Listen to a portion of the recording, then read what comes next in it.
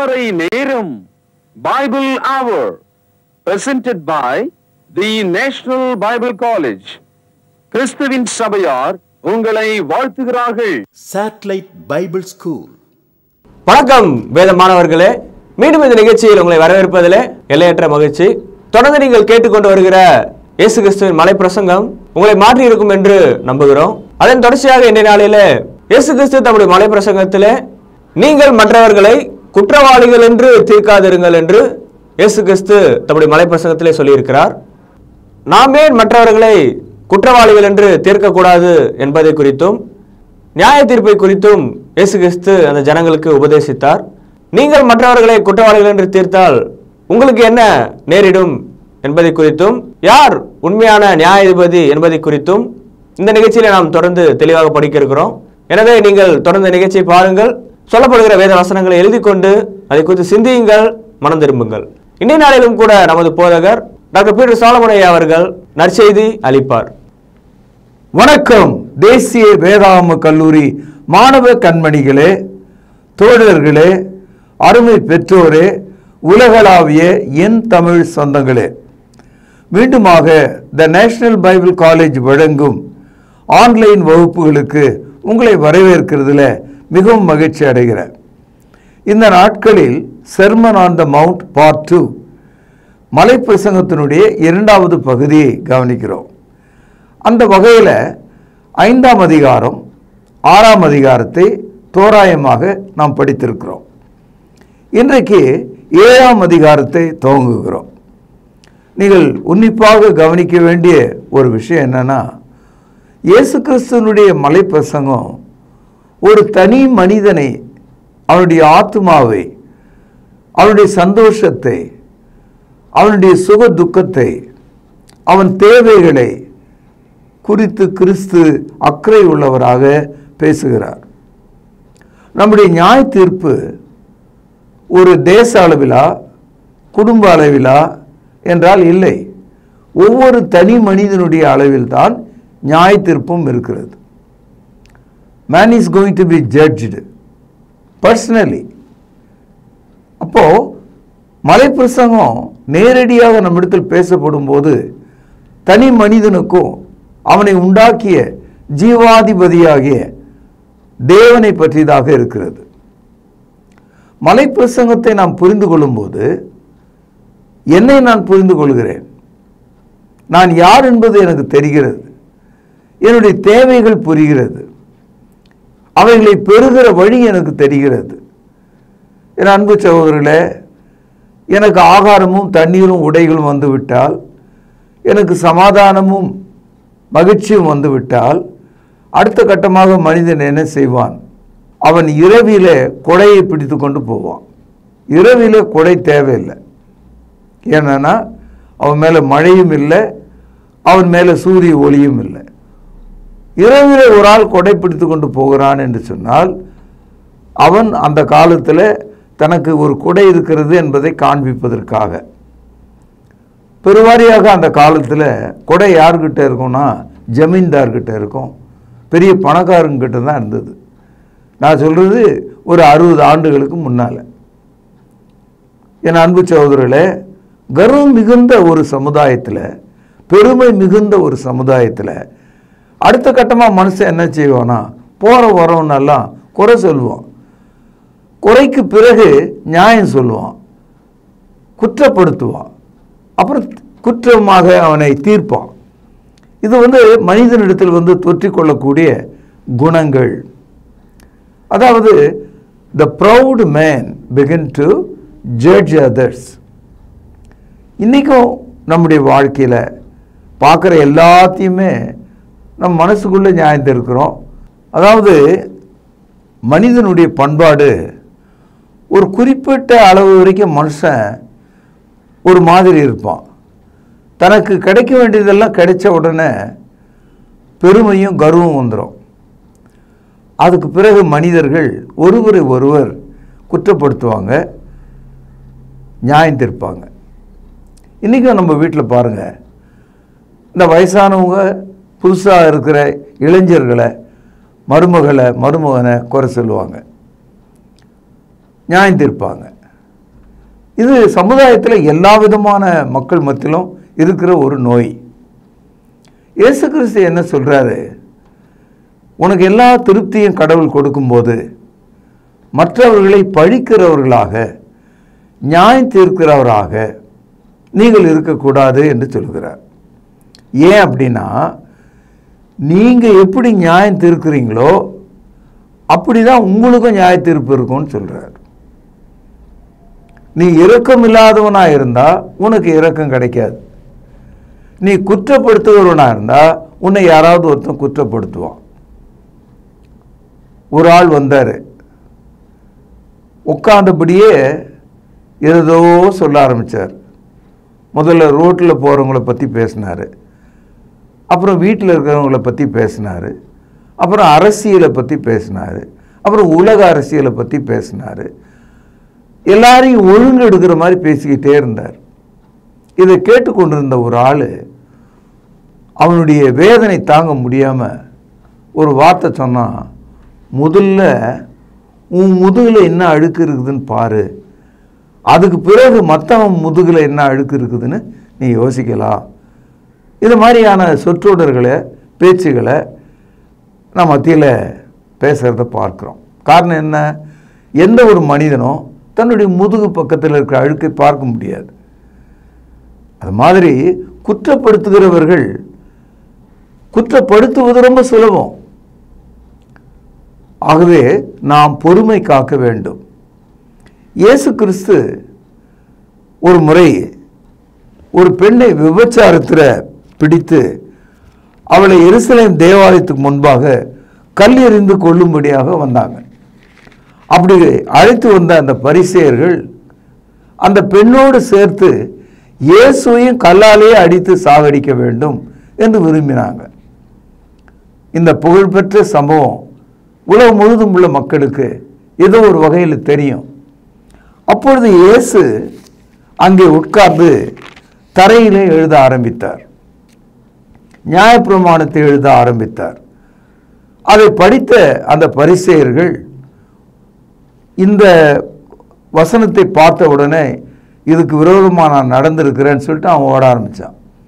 ஆக எல்லாரும் அந்த 10 கமாண்ட்மெண்ட் மட்டுமல்ல, மற்ற பிரமாணங்களையும் அவர் எழுத ஆரம்பித்த போது எல்லாரும் ஓடி போனாங்க. தலை நிமிர்ந்து இயேசு கிறிஸ்து அந்த ஸ்திரீயை பார்த்து ஒரு ஆச்சரியமான ஒரு தகவலை கேட்கிறார். இது யோவான் 8வது அதிகாரம் 10வது வசனம். இயேசு நிமிர்ந்து அந்த ஸ்திரீயை தவிர வேறு ஒருவரையும் காணாமல், ஸ்திரீயே, உன்மேல் குற்றம் சாட்டினவர்கள் எங்கே? ஒருவனாகிலும் உன்னை ஆக்கினைக்குள்ளாக தீர்க்கவில்லையா என்றார். அதற்கு அவள், இல்லை ஆண்டவரே என்றாள். கவனிங்க, இயேசு அவளை நோக்கி, நானும் உன்னை ஆக்கினைக்குள்ளாக தீர்க்கிறதில்லை, நீ போ, இனி பாவம் செய்யாதே என்றார். இந்த தகவல் உங்களுக்கு ரொம்ப பிடிச்சிருக்கும். பாவம் செய்தவர்களை கிறிஸ்து ஆதரிக்கிறாரா?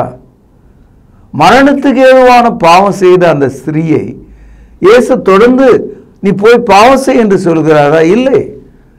ஆனால் பாவம் செய்த அவள் இரக்கத்தினாலே, தேவ கிருபையினாலே மன்னிக்கப்பட்டாள். இயேசு அவளை ரட்சித்தார். இனி பாவம் செய்யாதே என்று அவளுக்கு புத்தியை சொல்லி அனுப்பினார்.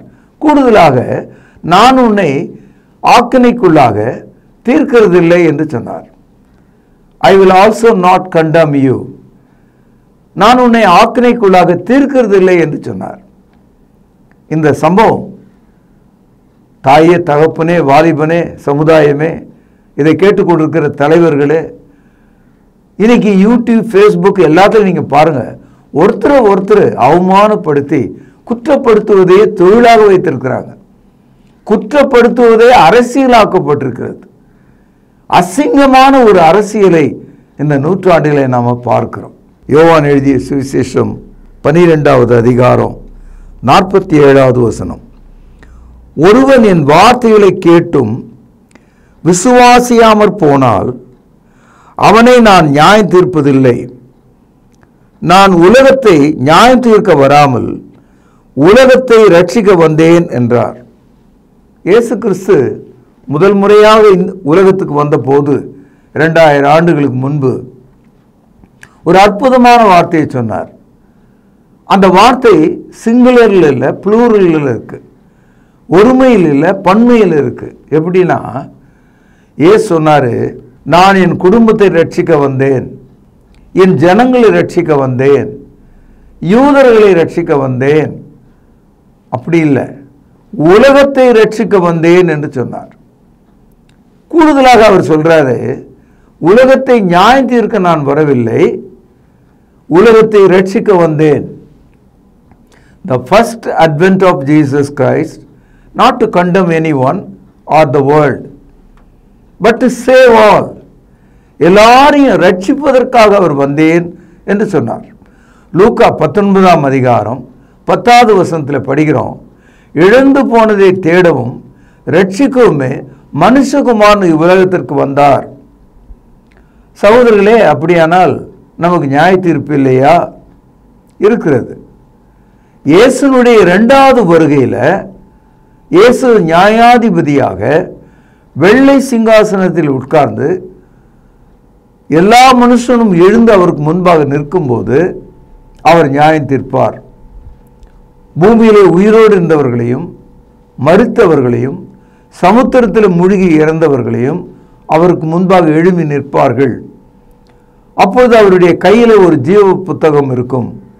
அந்த புத்தகத்தில் எழுதியிருக்கப்படி மனுஷர்கள் நியாய தீர்ப்பு அடைந்தார்கள் என்று வெளிப்படுத்தல் 20ஆம் அதிகாரத்தில் நாம் படிக்கிறோம்.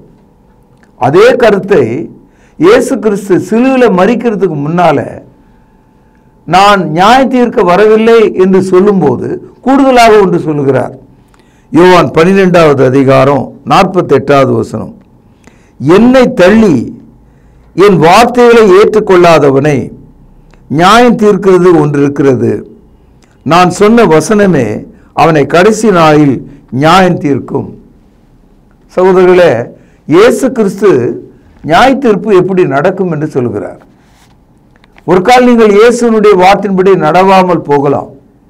இன்றைக்கு இந்த தேசத்தில் அப்படிதான் அரசியல் ரீதியாகவே மத ரீதியாக இன்றைக்கு ஒழுக்கங்கட்டு இருக்கிறது. இயேசு விசுவாசிக்க கூடாதபடிக்கு தடை சட்டங்களும் ஜெயில் தண்டனைகளும் போதிக்கப்படுகிறது. ஆனால் இயேசுவை தழுகிறவன், அவருடைய வார்த்தையை தழுகிறவனை நியாயம் தீர்ப்பதற்கென்று தேவனுடைய வசனம் இருக்கிறது. ஆகவே மனுஷர்கள் இந்த பூமியில் நீங்கள் ஒருவர் குற்றம் சாட்டாமலும் குற்றம் கண்டுபிடிக்காமலும் வாழ்வதற்கு சாந்த குணமுள்ளவர்களாக இருங்கள். அதாவது குற்றம் சாட்டத்துக்கு முன்னால உன்னுடைய கண்ணை பார். இயேசுநாதர் சற்று கேலியாக சொல்கிறார். மத்தேயு 7ஆம் அதிகாரம் 3-4 வசனங்கள். 3வது வசனம், நீ உன் கண்ணில் இருக்கிற உத்திரத்தை உணராமல் உன் சகோதரன் கண்ணில் இருக்கிற துரும்பை பார்க்கிறது என்ன? இதோ உன் கண்ணில் உத்திரம் இருக்கையில் உன் சகோதரன் நோக்கி, நான் உன் கண்ணில் இருக்கும் துரும்பை எடுத்து போடட்டும் என்று நீ சொல்வது எப்படி? எவ்வளவு அழகான ஒரு நீதி வார்த்தை இது. அதாவது ஒரு ஆள் கண்ணில் ஏதோ ஒரு தூசி இருந்தது, அவன் கண்ணை கசிக்கிட்டே வந்து எதிரில் இருக்கிற ஆளை பார்த்து சொல்கிறான், இந்த வீட்டினுடைய கூரையில் இருக்கிற பெரிய தூலம் உத்திரம் என்று சொல்லுவார்கள், ஒரு நீண்ட மரத்துண்டு, அது வந்து உன் கண்ணில் இருக்குதுன்னு அவன் வந்து சொன்னான். சொல்கிற ஆள் கண்ணை கசிக்கிட்டே இருக்கான். ஏன்னா அவன் கண்ணில் ஒரு சின்ன துரும்பு இருக்குது, ஏதோ ஒரு தூசி விழுந்துடுச்சு. அப்போது ஏசுநாதர் சொல்கிறாரு, உன் கண்ணில் இருக்கிற துரும்பை நீ கவனிக்கலை, தூசியை கவனிக்கலை, மற்றவன் கண்ணில் கூரையில் இருக்கிற உத்திரம் குறுக்கே நிற்கிற மாதிரி நீ பார்க்கிறாயே, இது நியாயமா என்று கேட்கிறார். அதாவது நியாயம் தீர்க்கிறவர்கள் தங்களுடைய பாவங்களையும் குற்றங்களையும் கவனிக்க மாட்டாங்க, பிறருடைய பாவங்களையும் குற்றங்களையும் பெரிதுபடுத்தி பார்ப்பாங்க. கற்பனை செய்து பாருங்களேன், நம்ம கண்ணு சைஸ் எவ்வளோ, நம்முடைய வீட்டின் மேலே கூரையில் இருக்கிற உத்திரம் அது எவ்வளோ பெரியது, அவ்வளோ பெருசு கண்ணில் இருக்குதுன்னு எதிரில் இருக்கிறவன் சொல்கிறான். ஒரு காலம் இதை வந்து உங்களால் புரிந்து கொள்ள முடியலனாலும் அல்லது ஒரு மாதிரி உங்களுக்கு தெரிஞ்சாலும் அந்த அளவுக்கு குறை சொல்றவன் இருக்கான்.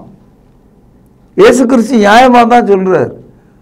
அவனுடைய கண்களில் கூரையில் இருக்கிற உத்திரம் இருக்கிறதாக சொல்கிறான். அவ்வளோ பெரிய மரத்துண்டு உன் கண்ணிலே இருக்கிறது என்று சொல்றான். குற்றம் காணுகிறவர்கள் சிறிய கண்ணுக்கு தெரியாத புலப்படாத ஒன்றை கூட அவர்கள் மேக்னிஃபையிங் கிளாஸ் என்று சொல்லுவாங்க, பூத கண்ணாடின்னு, அதை வச்சு காட்டி பெருசாக காட்டுவோம். பாரு இவ்வளோ இருக்கு. இன்றைக்கு குடும்பங்களில் தாய்மார்கள் தங்களுடைய அக்கத்து பக்கத்து வீட்டு ஜனங்களை, பெண்களை, இல்லாத பொல்லாதவைகளை எல்லாம் பெருசாக சொல்லுவாங்க. இல்லாதத ஊருக்கே தெரியும்படி சொல்லிடுவாங்க, அவமானப்படுத்திடுவாங்க. சமுதாயத்தில் இப்படிப்பட்ட குற்றங்கள் மலிந்து இருக்கிறத நம்ம பார்க்கிறோம். ஆகவே என் அன்பு சகோதரர்களே, நீங்கள் நியாய தீர்ப்பில் சிக்கிக்கொள்ளாதபடிக்கு, நீங்கள் சமுதாய வாழ்க்கையில் சிக்கிக்கொள்ளாதபடிக்கு முடிந்தவரை நீங்கள் மற்றவர்களை குற்றவாளிகளாக தீர்க்காதிருங்கள். Do not judge them. There may be a fault, there may be a mistake, there may be a dot. அதை பார்த்துட்டு அது எதுக்காகன்னு தெரியாம நீ பேசிடக்கூடாது. ஒரு ஆள் பனைமரத்து அடியில் நின்று சொம்பை எடுத்து பால் குடிச்சு கொண்டிருந்தார். தூரமாக வந்த ஒரு ஆள் அந்த ஆள் மரத்தில் இருக்கிற கல்லை இறக்கி குடிச்சிட்டு இருக்கான் அப்படின்னு நினைச்சார். அவர் அப்படி நினைக்கிறதுல தப்பு இல்லை. கிட்ட வந்து பார்த்தா அவருக்கு தெரிஞ்சிருக்கும். அதை விட அந்த மனுஷங்கிட்ட அந்த சொம்புல என்ன வச்சு குடிக்கிறீங்கன்னு கேட்டிருந்தா அவர் சொல்லியிருப்பார். ஆனால் இந்த ஆள் அவங்ககிட்ட பேசவும் இல்லை, கிட்ட வரவும் இல்லை, தூரத்துலேருந்தே சொல்ல ஆரம்பிச்சுட்டான், அவன் கள்ள குடிக்கிறான், அவன் இவ்வளோ வச்சிருக்கான், இவன் அவனை வச்சிருக்கான். இப்படிப்பட்ட கதை உலகம் முழுதும் நம்முடைய கிராமங்களில், தெருக்களில், வீடுகளில் எத்தனை பேருடைய வாழ்க்கையை பாழாக்குறது.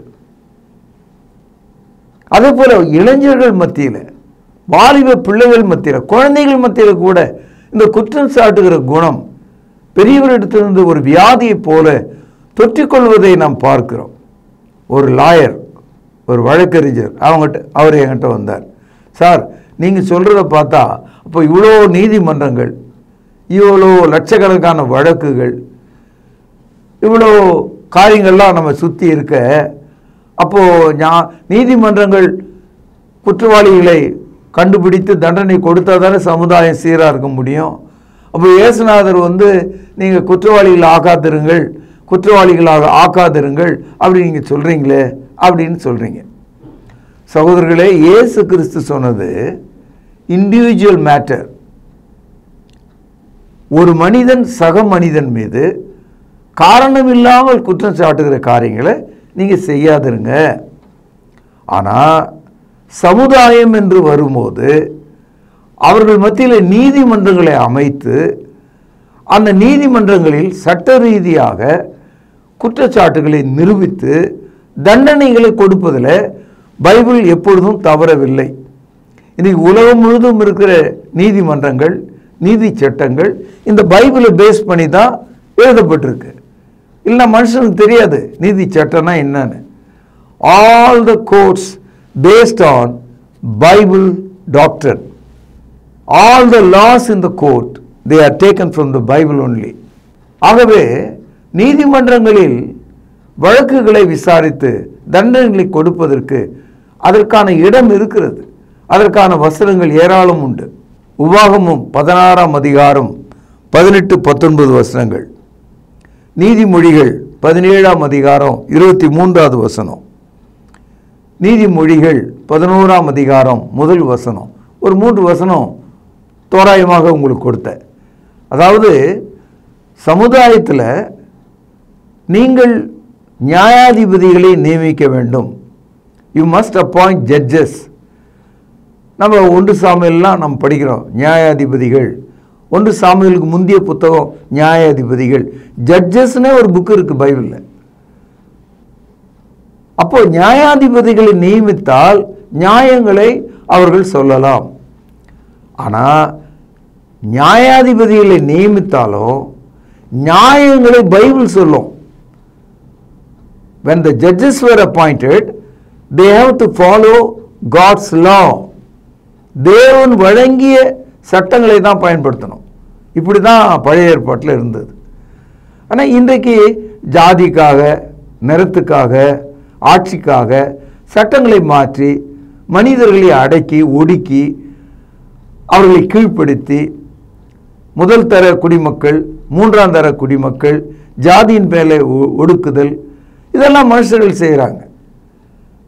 அதனால் நான் அந்த வழக்கறிஞர்கிட்ட சொன்னேன், of course Bible approves judges, the court of orders, the laws, இதெல்லாம் இருக்குது. என் அன்பு சகோதரர்களே, மற்றவர்களை நீங்கள் குற்றவாளிகளாக ஆக்குவதற்கு முன்பு நீங்கள் அதை குறித்து பேசுவதற்கோ உங்கள் விரலை சுட்டி காட்டுவதற்கோ ஜாக்கிரதையாக இருங்கள். இயேசு கிறிஸ்து இந்த இடத்துல நமக்கான ஒரு சமுதாய எழுச்சி, சமுதாய புரிதலை நமக்கு உருவாக்குகிறார்.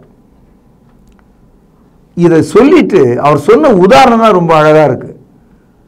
உன் கண்ணில் ஒரு சிறிய துரும்பை வைத்துக்கொண்டு இன்னொருத்தன் கண்ணில் கூரையில் இருக்கிற உத்திரம் இருக்கிறது என்று நீ சொன்னீன்னா அது எவ்வளோ அபத்தமாக இருக்கும். அதுதான் அப்போ உன் கண்ணை நீ கரெக்ட் பண்ணாதான் பிறனுடைய கண்ணை நீ கரெக்ட் பண்ண முடியும். உன் வாழ்க்கையை நீ சீர்படுத்தினா தான் மற்றவனுடைய வாழ்க்கையை குறித்து சீர்படுத்த நீங்கள் முயற்சிக்கலாம். ஆனால் நீதிமன்றங்கள் அப்படியே நடக்குது. எல்லா நீதிபதிகளும் எல்லா வழக்கறிஞர்களும் யாருக்காக பேசிக்கொண்டிருக்கிறாங்க, யாரை விடுதலை செய்கிறாங்க, இதெல்லாம் நம்ம சமுதாயத்தில் பார்க்கிறோமே. அங்கே ஜாதி இருக்கிறத பார்க்கிறோமே. ஏழைகள் புறக்கணிக்கப்படுவதை நாம் பார்க்கிறோமே. அதனால்தான் பைபிளை நீங்கள் படிக்க வேண்டும். பைபிளில் தேவனுடைய நீதியை தெரிந்து கொள்ள வேண்டும். பைபிளில் தேவன் கொடுத்திருக்கிற நீதி சட்டங்களை புரிந்து கொள்ள வேண்டும். இப்பொழுது மத்தேயு 7ஆம் அதிகாரம் 5வது வசனம். மாயக்காரனே, முன்பு உன் கண்ணில் இருக்கிற உத்திரத்தை எடுத்து போடு, பின்பு உன் சகோதரன் கண்ணில் இருக்கிற துரும்பை எடுத்து போட வகை பார்ப்பாய். இந்த இடத்துல நியாயம் தீர்க்கிற அந்த மதிக்கெட்ட ஆளை, அந்த துரோகியை, அந்த துணிகரம் உள்ளவனை இயேசு என்னன்னு சொல்கிறார் பார்த்தீங்களா? ஹிப்போக்ரேட்ன்றார். மாயக்காரனே. மாயக்காரன்னா வேஷதாரியன்னு அர்த்தம். அதாவது வெளி தோற்றத்தில் ஒரு மனுஷன் நீதிபதியாக இருப்பான், ஆனால் அந்தரங்க வாழ்க்கையில் மகா மோசமான எல்லா அக்கிரமங்களையும் செய்கிறவனாக இருப்பான், லஞ்ச லாவணிங்களை வாங்குறவனாக இருப்பான், அசுத்தங்களை நடப்பிக்கிறவனாக இருப்பான், விபச்சாரம் செய்கிறவனாக இருப்பான், லஞ்சம் வாங்குறவனாக இருப்பான். அதனால் என் அன்பு சகோதரர்களே, நீங்கள் உங்கள் அந்தரங்க வாழ்க்கையை சரி பண்ணி கொண்டு உங்கள் மாய வாழ்க்கையிலிருந்து வெளியே வந்து நீதியை மற்றவர்களுக்கு சொல்ல வேண்டும். எப்படி இருந்தாலும் ஒரு மனிதனால இன்னொரு மனிதனை நியாயம் மட்டும்தான் தீர்க்க முடியும். தண்டனையை தேவன் தான் கொடுப்பார். தண்டனை மனுஷன் கொடுக்கிறதா நினைச்சா அது பேருக்கு தான். நித்திய தண்டனையை தேவன் ஒருவர் தான் தருவார். தி இட்டர்னல் ஜட்ஜ்மெண்ட்ன்றது தேவன் கையில் இருக்கு. அவர் விரும்பினால் மட்டுமே நாம் அதை பெற முடியும். இப்பொழுது 2 கொரிந்தியர் 5வது அதிகாரம் 10வது வசனம் கையில் பேனா இருந்தால் குறித்து கொள்ளுங்கள். ஏனென்றால் கவனிங்க, சரீரத்தில் அவனவன் செய்த நன்மைக்காவது தீமைக்காவது தக்க பலனை அடையும்படிக்கு நாம் எல்லாரும் கிறிஸ்துவின் நியாயாசனத்திற்கு முன்பாக வெளிப்பட வேண்டும். நித்திய நியாய தீர்ப்பு தொடங்கும் போது இயேசு கிறிஸ்து நியாயாதிபதியாக இருக்கிறார். நாம் நல்லது செய்தாலும் கெட்டது செய்தாலும், நன்மைக்காவது தீமைக்காவது, இரண்டுக்குமே நாம் எழுந்து தேவனுக்கு முன்பாக நிற்க வேண்டும் என்று சொல்கிறார். வெளிப்படுத்தல் 20ஆம் அதிகாரம் 11 முதல் சில வசனங்களை வாசிக்கிறேன். பின்பு நான் பெரிய வெள்ளை சிங்காசனத்தையும் அதன் மேல் வீற்றிருக்கிறவரையும் கண்டேன். அவருடைய சமூகத்திலிருந்து பூமியும் வானமும் அகன்று போயின, அவைகளுக்கு இடம் காணப்படவில்லை. கவனிங்கள், மரித்தோராகிய சிறியோரையும் பெரியோரையும் தேவனுக்கு முன்பாக நிற்க கண்டேன். அப்பொழுது கவனிங்கள், புத்தகங்கள் திறக்கப்பட்டன. ஜீவ புத்தகம் என்னும் வேறொரு புஸ்தகமும் திறக்கப்பட்டது. புத்தகங்கள் திறக்கப்பட்டது என்பது பழைய ஏற்பாடு, ஜீவ புஸ்தகம் என்பது புதிய ஏற்பாடு. அப்பொழுது அந்த புஸ்தகங்களில் எழுதப்பட்டவைகளின்படியே நியாய தீர்ப்பு அடைந்தார்கள். அப்படியானால் உலகத்தினுடைய நியாய தீர்ப்பு மன விருப்பத்தின்படி, மன யோசனையின்படி இல்லை, பைபிளில் எழுதியிருக்கிற வார்த்தைகளின்படி தான், சட்டப்படி தான் மனுஷனுக்கு நியாய தீர்ப்பு உண்டு. 13வது வசனம். ஒரு கேள்வி நீங்கள் கேட்கலாம், உயிரோடு இருக்கிறவனா கோர்ட்டில் பிடிச்சிட்டு வந்து நியாயம் தீர்ப்பு செய்யலாம், செத்த ஆளுக்கு என்ன செய்வீங்க? ஆண்டவர் சொல்கிறாரு, நீ உயிரோடு இருக்கிறவனை மட்டும்தான் செய்ய முடியும். ஆனால் தேவனால் செத்து மண்ணிலே மறைந்து போனவனையும் எழுப்பி கொண்டு வர முடியும்னு சொல்கிறார். பாருங்கள் 13வது வசனம். சமுத்திரம் தன்னில் உள்ள மரித்தோரை ஒப்புவித்தது, மரணமும் பாதாளமும் தங்கள் உள்ள மரித்தோரை ஒப்புவித்தன. யாவரும் தங்கள் தங்கள் கிரியைகளின் படியே நியாய தீர்ப்பு அடைந்தார்கள். இயேசு கிறிஸ்துவினுடைய 2வது வருகையில் நியாய தீர்ப்பு அடையும் போது உயிரோடு இருக்கிற மனிதனும் நமக்கு முன்பாக மரித்தவர்களும் அதற்கு முன்பாக சாம்பலாக தூசியாக கடலில் வீசப்பட்டவர்களும் எழுந்திருப்பார்கள் என்று சொல்கிறார். So this is the final judgment. இயேசு கிறிஸ்து நியாயாதிபதியாக வெள்ளை சிங்காசனத்திலே அமர்ந்து, இது ஒரு அழகான காட்சி. அதன் அர்த்தம் என்ன? அந்த வெள்ளை சிங்காசனம் ஒரு சிறு அழுக்கையும் காட்டாமல், ஒரு மாசை காட்டாமல், தேவ நீதியையும் பரிசுத்தத்தையும் நமக்கு காட்டுகிறது. ஆகவே அப்படிப்பட்ட ஒரு நியாய தீர்ப்பு மனுஷனுக்கு வைக்கப்பட்டிருக்கிறது என்று நாம் படிக்கின்றோம். ரோமருக்கு எழுதிய நிருபம் 13வது அதிகாரம் 10வது வசனம். அன்பானது பிறனுக்கு பொல்லாங்கு செய்யாது, ஆதலால் அன்பு நியாய பிரமாணத்தின் நிறைவேறுதலாக இருக்கிறது. இந்த நியாய பிரமாணம் அன்பின் பிரமாணமாக இருக்கிறதுனால நீங்களும் நானும் அன்பின்படி நடக்கிறவர்களாக இருந்தால் நமக்கு நியாய தீர்ப்பு இல்லை. நீங்கள் எவ்வளோ சட்டம் உலகத்தில் இருந்தாலும், உதாரணமாக இந்தியாவில் சட்டங்கள் 6000க்கு மேலே இருக்குது. ஒவ்வொரு நாடும் அந்த மாதிரி சட்டங்களை வகுத்து எழுதி வச்சுருக்கான். பழைய ஏற்பாட்டில் 613 சட்டங்கள் இருக்குது. செய்யாதேன். அத்தனை சட்டங்களும் உன்னிடத்தில் அன்பு கூறுவது போல பிறரிடத்தில் அன்பு கூறுவாயாக என்ற அந்த கருத்தின் கீழே நீங்கள் வந்துட்டீங்கன்னா, அந்த அன்பின் கீழே வந்துட்டீங்கன்னா உங்களுக்கு நியாய தீர்ப்பு இல்லை. உன் சகோதரனிடத்தில் நீ அன்பு கூர்ந்தால், தேவ அன்பு கூர்ந்தால், நீ நியாய தீர்ப்பிலிருந்து விலகி இருக்கிறாய். என் அன்பு சகோதரர்களே, எவ்வளோ பெரிய குற்றங்களையும் அன்பு மன்னிக்கும், அன்பு மறந்து விடும், அன்பு உங்களை அணைத்து கொள்ளும். ஆகவே அன்பின் மக்களாக வாழ உங்களை ஆசீர்வதித்து இந்த நற்செய்தி இங்கே நிறைவு செய்கிறேன். அன்பான தகப்பனே, எங்கள் கண்களில் எப்படிப்பட்ட மாசு இருக்கிறது, தூசி இருக்கிறது என்பதை புரிந்து கொள்ள எங்கள் ஆத்மாவுக்கு உதவி செய்திரலும். சகோதரர்களை கண்டு அவர்கள் கண்களில் உள்ள உத்திரத்தை நாங்கள் பேசாமல், அதை குறித்து விமர்சனம் செய்யாமல், எங்களை நாங்கள் பரிசுத்தமாக்கி கொள்ளவும், சகோதரிடத்தில் மன்னிப்பை வழங்கவும் எங்களுக்கு உதவி செய்திரலும். கேட்ட மக்களை ஆசீர்வதியும், மன தெளிவை தாரும். ஆண்டவர் இயேசுவின் நாமத்தில் ஜெபம் கேடும் ஜீவனுள்ள எங்கள் நல்ல பிதாவே, ஆமென். தொடர்பு கொள்ள வேண்டிய முகவரி: திருமறை நேரம், 58 சர்ச் தெரு, குமரன் நகர், சென்னை 6,82,000. தொலைபேசி எண் 044255008882. செல்போன் 9385500882. கர்த்தாவே, தேவர்களில் உமக்குப்பானவர் யார்? வானத்திலும் பூமியிலும் உமக்கொப்பானவர் யார்? உமக்கொப்பானவர் யார்? உமக்கொப்பானவர் யார்? வானத்திலும் பூமியிலும் உமக்கொப்பானவர் யார்? வானத்திலும் பூமியிலும் உமக்கொப்பானவர் யார்?